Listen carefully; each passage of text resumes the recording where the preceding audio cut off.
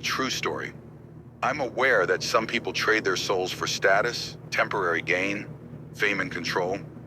Let me tell you a little story.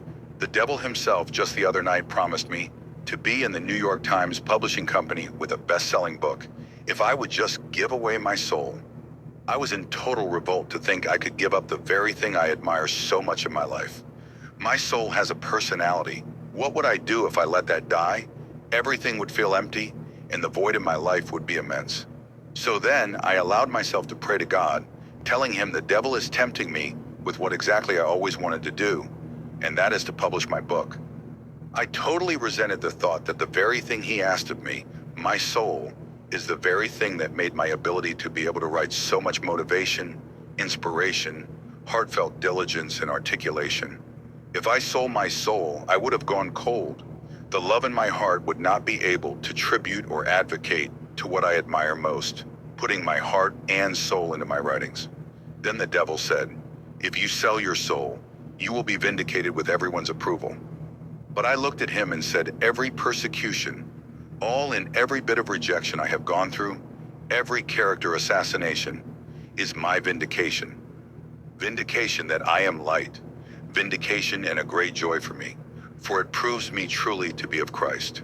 He promised me money, and I said wisdom and knowledge is greater than gold or silver. The devil promised me a lover, and I said a love relationship is a ministry unto God. Yes, it is true that God should be the center of every relationship. Then after a long, hard struggle, I wept tears of joy when I finally heard my Father say, well done. Satan showed up and mocked me. He said, even though it was so subtle, so simultaneously done that my dad sold his soul for sex, his yes to Satan overselling his soul were not only just subtly under in his subconscious, but shown through his actions. Satan tried to tell me I will never be intimate again, because Satan said he will crash down any delight from another that may want to resemble in me as a partnership, devoutness, or entrustment for one another. I don't really like my dad that much. Instead of having the poor and needy with him, to advise and reference to, he thought to sell his soul instead. And because he has a house and a job with money, he takes advantage of the poor and needy women. I remind you, homeless women, mentally ill ones, he has sex with them. Then when it doesn't work out, he kicks them out and puts restraining orders on them.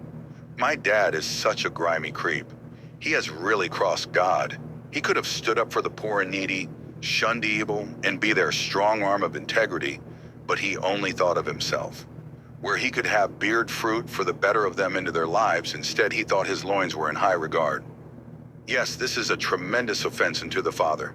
Satan gave him the audacity to sex homeless women, and in doing so, he fulfilled the contrast to give away his soul.